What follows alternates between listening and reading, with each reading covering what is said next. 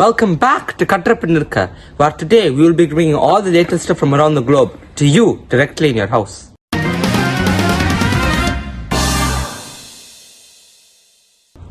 Or at least we claim to.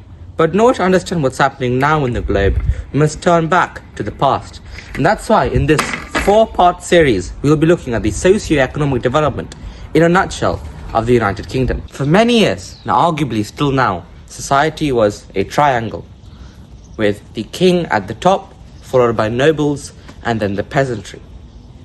In Anglo-Saxon England, the first ever king of England was Aethelstan, who successfully conquered all the other remaining Anglo-Saxon territories, a conquest largely started off by his, despite what you may believe, not cake-burning grandfather, Alfred the Great. Below the king were his group of advisors made up of bishops and earls, known as the Wittens, who helped guide him in making decisions, which ultimately the king had the ultimate power. Below them were about 4,000 Thanes. Thanes looked over the day-to-day running of the country, judging court cases, collecting taxes, and forming the king's army. Below them were ceorls, which were not owned by their Thanes, but rather paid them rent in exchange for farmland. And below them were villeins, which were the legal property of the Thanes. Below them were thralls, which were basically enslaved people. In 1066, after the death of Anglo-Saxon King Edward the Confessor, under dubious, confusing succession circumstances, the Wittens banded together to put forth their contender for King of England, Harold Godwinson, son of the Earl of Wessex, who was called, unsurprisingly, Godwin, to be the King of England. However, he was faced with a battle between Norse King Harald Hardrada from the north, and from the south, William, Duke of Normandy, who was one of Edward's cousins, who had claimed that he had the throne promised. In the battles that followed, William ended up on top and gained the new suffix, conqueror, as well as the prefix of king. William had many issues to contend with when he came to power, such as rebellions up in the north with pretenders, which he quelled using the harrying of the north, except one small town called Ely, where there was a witch, but that's a story for another time, as well as the city of London, which he was still kind of distrustful of, and let them maintain their autonomy, but to protect themselves, he built the Tower of London outside of it, which is why it exists. But the primary thing we need to focus about on William is his impact on socioeconomic structures. This involves two things. Number one was the Doomsday Book. A scary name, yes I know. It refers to how, just like on Doomsday, God's judgment of whether you go to heaven or to hell is final. This book's judgment, which surveys everyone, every single animal, every piece of land everyone owns across the country, whatever tax the book claims you owe is exactly what you owe. So, very direct, also very easily corruptible to extort people out of money, but that's beside the point. It was revolutionary for its time because it was a concrete historical record instead of just being pure oral record that can also be easily warped. And so this was also kind of like a first ever census, and many towns to this day still have recognized in the Doomsday Book on their entry signs, so when you enter them. The second thing William did was introducing the new feudal system, a little shake-up to the old Anglo-Saxon hierarchy. The feudal system involved the king at the top, but this time, unlike in Anglo-Saxon times, the king actually owned all of the land, and he let it out to like earls and other nobles in exchange for loyalty, money, and knights, which would provide the king with protection. These knights were hired by the nobility in exchange for money. Now, these knights gave some of their land, because they were given land by the nobility as well, to the peasants to do farming in exchange for taxes from the peasants and produce from them. And all these travel up the layers. So everyone is kept happy, except perhaps the peasantry, who many of them were not freemen and were actually kept as serfs in serfdom, where they were the legal property of their lord or their owner. But also at the end all, the social hierarchy system has now been set in structure. Fast forward 20 years and we get to the time of Robin Hood. Robin Hood is a fictitious figure, but the time he lived in and the situation he lived in was real, and that is the tyrannical rule of King John. The rule of King John saw the signing of the Magna Carta, which has a ton of nuance behind it. But the TLDR is high taxes due to the Crusades, a lack of a general charter from John, as well as ambiguities around the exact rights of nobles and the liberties of freemen, led to a definitive document called the Magna Carta being drafted by the barons and John being forced to sign it, that put everyone equal in front of the law. Fast forward even some more past several conquests, and we get to one of the greatest tragedies in European history, the bubonic plague, which led to the Black Death. The Black Death killed around 2 to 3 million people in England, and the population was only around 6 million. And this was an extremely tragic event. But there was a silver lining. The silver lining to the Black Death was this. As the number of people to work reduced due to people dying, due to your basic economics with your wage market diagrams, workers demanded higher wages. And this wasn't good for landowners because they didn't want to suddenly be able to having to give their workers a large pay rise. Many peasants were able to buy their freedom. And so in 1351, an act called the Statute of Labourers was brought, which said their wages stay frozen at their pre-Black Death rates. And this wasn't something most peasants liked. Another issue that added to this compounding snowball was the preachings of a radical priest known as John Bull. He believed that in the eyes of God, everyone was equal, and feudalism didn't reflect this, and therefore everyone must rebel against feudalism. To this, a new younger king by the name of Richard II succeeded Edward III, the previous king, and many people hoped that he would bring forth reforms. But when he didn't, people started to get angry. Furthermore, adding to that was the poll tax, which helped fund the war in France. A poll tax charges everyone the same rate, a regressive tax, regardless of how much they earn, which means that a greater proportion of income is taxed from people who earn less than from people who earn more. This was the last nail in the coffin, and all this led to the Peasants Revolt. It began by Wat Tyler in Essex. Followers from both Essex and Kent gathered together and began to march in London. They refused to pay their poll tax and began to descend into the city to demand an answer from the king. Supporters from Norfolk and Suffolk followed them, and John Bull was giving empowering sermons on the equality of people. Richard eventually met to meet with them in Mile End, where they stated their demands.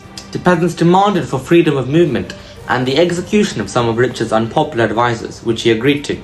But the peasants persisted on, storming the Tower of London and killing the Archbishop of Canterbury, Simon Sudbury, Richard's unpopular Lord Treasurer, Robert Hales. As a result, Richard agreed to meet them again at Smithfield, but there was a bit of a shake-up. At Smithfield, Richard argued with the peasants, saying that he had already made their demands and didn't understand why they're continuing their protest. But Tyler wanted more reforms.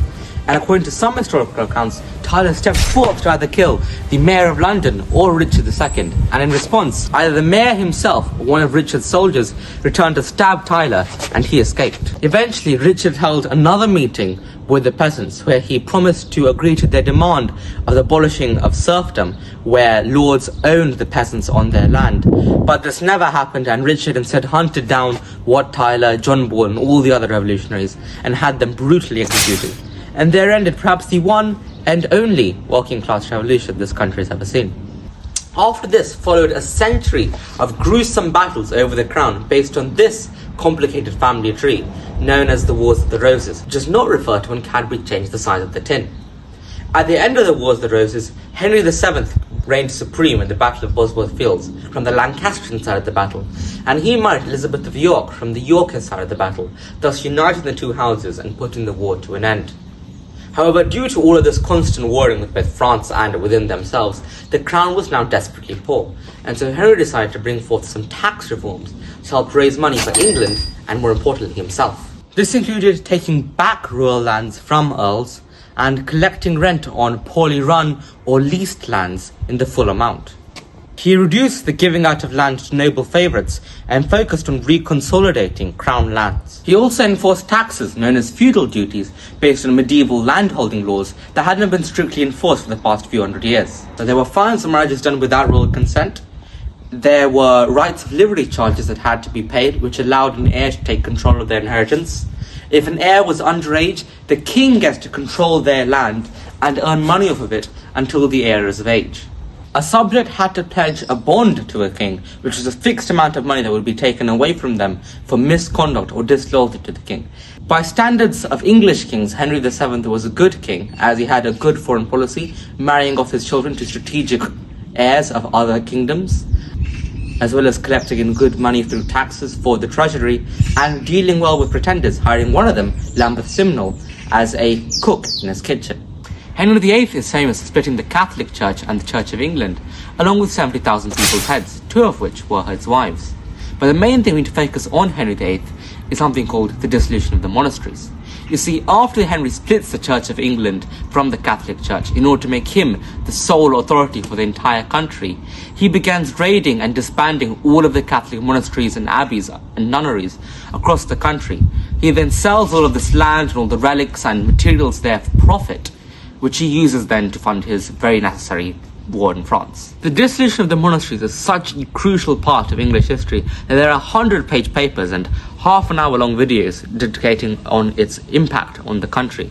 But I'm going to summarize this very simply for you with the main thing we need to focus on, and that is the rise of the gentry.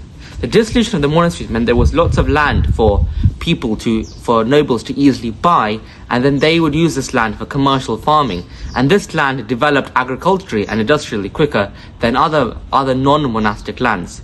This led to the rise of a commercial upper farming class known as the gentry. The rise of the gentry further increased in Elizabeth's era, who was Henry's daughter, due to lots of important landowners finding their way into Parliament, and Elizabeth trusting parliamentarians more than old noble landowners. In Elizabeth's time, poverty was becoming a big issue, and Elizabeth was particularly concerned about this out of fears that the poor might spread crime, disease, and rebel. Therefore, she set out some new poor laws. Local officials, known as justices of the peace, helped collect taxes for the poor and provide them with support.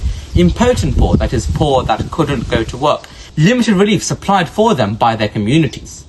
As for able-bodied poor, which did have the ability to work but were unemployed and such as vagabonds, they were forced to go to work and were brutally whipped, according to a new act brought in 1572. In 1601, a formal Poor Act was introduced. The 1601 Poor Act saw a nationwide poor rate, which was a tax everyone had to pay, and if you didn't pay this tax, you'd be sent to jail, to help fund support for the poor. And it also banned begging and ensure there were no vagabonds left over. Yay, social justice, I know. Elizabeth's reign also saw the age of exploration, with people such as Francis Drake circumnavigating the globe. This, coupled with the rise of gentry, meant it was time for a revolution. And not just one revolution, 2 revolutions. And that is what we shall cover next week. And that concludes today's video. We shall be looking at the industrial and agricultural revolution in next week's installment, coming Thursday. New videos will be coming every Thursday from now on. That is a definitive benchmark, so please stay tuned and like and share and subscribe. As always, my sources are linked in the description, as a good video essay is nothing without its sources, including the entire Magna Carta for you to read, as well as a 108-page document on how the dissolution of the monasteries economically impacted the country. To be honest, I did get AI to summarize it for me, as I could not read through the whole 108 pages. So if you have the patience, go ahead and read through the whole thing. It seems to be quite a fascinating study. And I'll see you next time. Bye-bye.